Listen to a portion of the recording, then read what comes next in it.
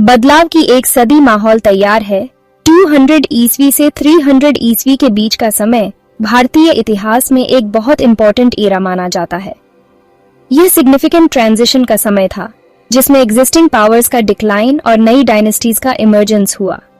इस सदी ने एक ग्लोरियस पीरियड की नींव रखी जिसे अक्सर भारत का स्वर्ण युग कहा जाता है। जैसे ही दक्षिण भारत में सातवाहन साम्राज्य का डिक्लाइन शुरू हुआ, उत्तर में एक नई पावर कंसोलिडेट हो रही थी। राजा कनिष्क के नेतृत्व में कुषाण साम्राज्य का उदय हुआ।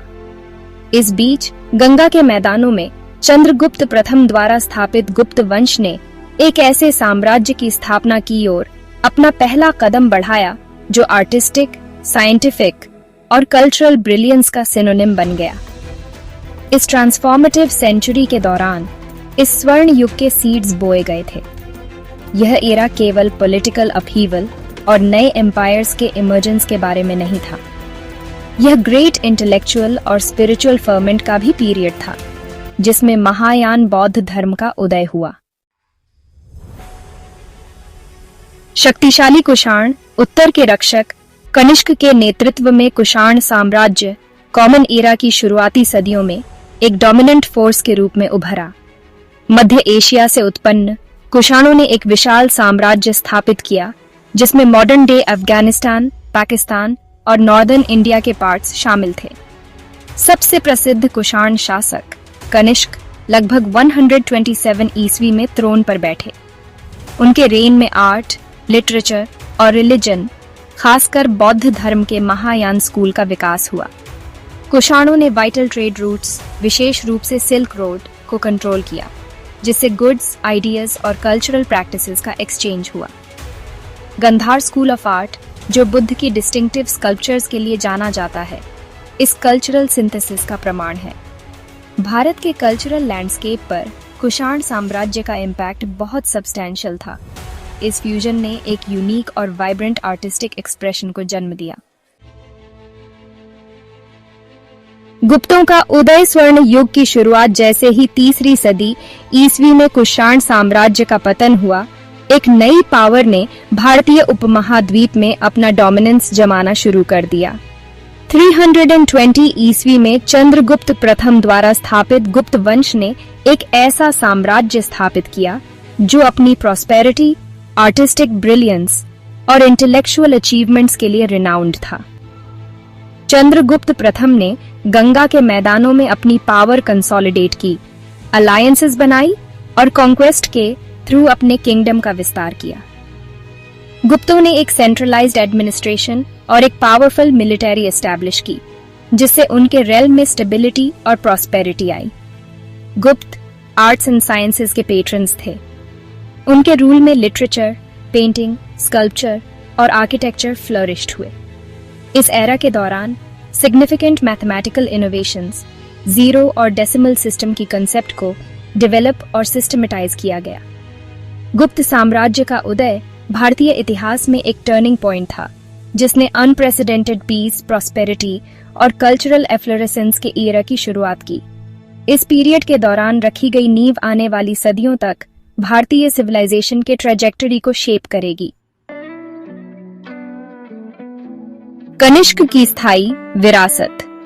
एक कुषाण सम्राट का प्रभाव लगभग 127 ईस्वी से रेन करने वाले कुषाण सम्राट कनिष्क ने भारत और मध्य एशिया के इतिहास पर एक इंडेलिबल मार्क छोड़ा।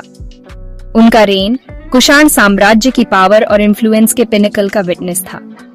कनिष्क की लेगेसी उनकी मिलिट्री प्रावेस, बुद्धिज्म के patronage, trade and cultural exchange के प्रमोशन और आर्ट्स में कॉन्ट्रीब्यूशंस पर टिकी हुई है।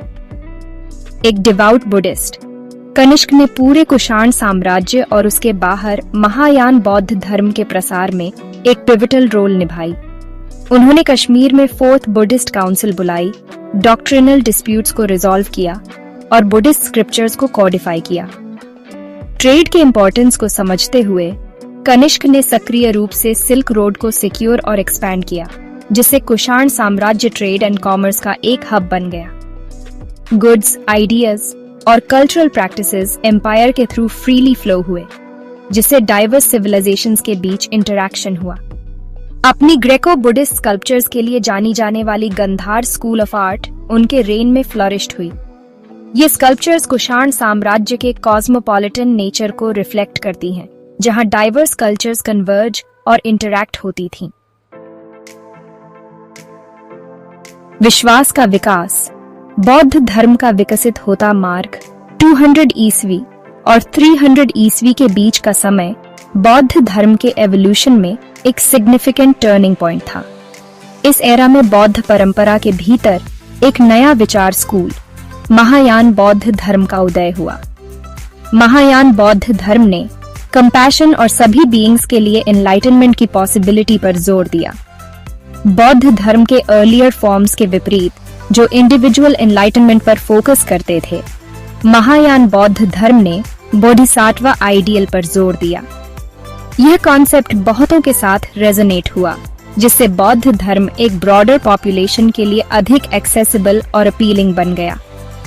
महायान बौद्ध धर्म का उदय कुषाण साम्राज्य के, खासकर राजा कनिष्क के फेथ के पैट्रनेज के साथ हुआ। कंपैशन पर महायान बौद्ध धर्म का एम्फेसिस और इसकी रिच आर्टिस्टिक ट्रेडिशंस भारत में बौद्ध धर्म के डेवलपमेंट और एशिया के अन्य हिस्सों में इसके प्रसार को प्रोफाउंडली इन्फ्लुएंस करेंगी। ज्ञान का पुनर्जागरण। विज्ञान, कला और वास्तुकला का विकास। भारत में 200 ईस्वी और 300 ईस्वी के बीच का समय नॉलेज और क्रिएटिविटी के रिमार्केबल फ्लरिशिंग द्वारा चिह्नित किया गया था। इस एरा में साइंस में, खासकर मैथमेटिक्स और एस्ट्रोनॉमी में सिग्निफिकेंट एडवांसमेंट्स देखे गए। साथ ही आर्ट और आर्किटेक्चर का भी विकास हुआ। इस पीरियड के सबसे प्रोमिनेंट फिगर्स में से एक आर्यभट्ट थे, जो एक ब्रिलियंट मैथमेटिशियन और एस्ट्रोनॉमर थे। आर्यभट्ट को जीरो को एक प्लेस होल्डर और एक मैथमेटिकल डिजिट के रूप में डेवलप करने का श्रेय दिया जाता है। उनके वर्क आर्यभट्टीय में अलजेब्रा, ट्रिगोनोमेट्री और प्लैनेटरी मूवमेंट्स की कैलकुलेशन सहित मैथमेटिकल और एस्ट्रोनॉमिकल टॉपिक्स की एक वाइड रेंज शामिल थी। मध्य एशिया से कुषाण साम्राज्य के इन्फ्लुएंस के कारण हेलेनिस्टिक एलिमेंट्स को भारतीय कला में इनकॉर्पोरेट किया गया, जिससे गंधार स्कूल ऑफ आर्ट का उदय हुआ। यह स्कूल बुद्ध की अपनी डिस्टिंक्टिव स्कल्पचर्स के लिए रिनाउंड है, जो उनके फ्लोइंग रोब्स और रियलिस्टिक फीचर्स की विशेषता है। इस पीरियड में बिल्डिंग टेक्निक्स और आर्किटेक्चरल स्टाइल्स में भी एडवांसमेंट्स देखे गए। बौद्ध अवशेषों वाले एलैबोरेट स्ट्रक्चर्स, स्तूपों का निर्माण नई ऊंचाइयों पर पहुंच गया, जो पिलग्रिमेज के केंद्र और बौद्ध शिक्षाओं के प्रसार के रूप में काम करते थे। संस्कृतियों को जोड़ना। आदान प्रदान के सेतु के रूप में व्यापार मार्ग 200-300 ईस्वी में भारत और वाइडर वर्ल्ड के बीच vibrant trade and cultural exchange था। ट्रेड राउट्स लैंड और सी दोनों गुड्स, आइडियाज और पीपल की मूवमेंट करते थे। सिल्क रोड पूर्व में चीन से लेकर पश्चिम में रोमन साम्राज्य तक फैला था। सिल्क रोड कुषाण साम्राज्य के हार्ट से होकर गुजरता था। सिल्क, स्पाइसेस, प्रीशियस स्टोन्स और टेक्सटाइल्स ट्रांसपोर्ट होते थे। सिल्क रोड ने आइडियाज, रिलीजन्स और कल्चरल प्रैक्टिसेस के एक्सचेंज को फैसिलिटेट किया। बौद्ध धर्म सिल्क रोड के अलोंग तेजी से फैला। भारतीय व्यापारियों ने हिंद महासागर के अक्रॉस ट्रेडिंग लिंक्स स्थापित किए। एक घड़ी विरासत, एक परिवर्तनकारी सदी का स्थायी प्रभाव। 200 से 300 ईस्वी की सदी भारतीय इतिहास में पिवटल इपोक है, जो प्रोफाउंड ट्रांसफॉर्मेशंस द्वारा चिह्नित है। राजा कनिष्क के नेतृत्व में कुषाण साम्राज्य ने कल्चरल लैंडस्केप को शेप किया। बुद्धिज्म के पैट्रनेज ने इसके प्रसार को फैसिलिटेट किया। सिल्क रोड पर कंट्रोल ने कल्चरल एक्सचेंज और इकोनॉमिक प्रॉस्पेरिटी को बढ़ावा दिया। गुप्त साम्राज्य के सीड्स इस पीरियड के दौरान बोए गए थे। साइंटिफिक नॉलेज का डेवलपमेंट, खासकर मैथमेटिक्स और एस्ट्रोनॉमी में, नई ऊंचाइयों पर पहुंच गया। आर्ट और आर्किटेक्चर फ्लरिश्ड हुए, रिजल्टिंग इन यूनिक और वाइब्रेंट आर्टिस्टिक एक्सप्रेशन। 200 और 300 ईस्वी के बीच का समय भारतीय सिविलाइजेशन की डायनामिज्म और रेजिलियंस का प्रमाण है। इस ट्रांसफॉर्मेटिव सेंचुरी की लेगेसी आज भी भारत के कल्चरल और इंटेलेक्चुअल लैंडस्केप को शेप करती है।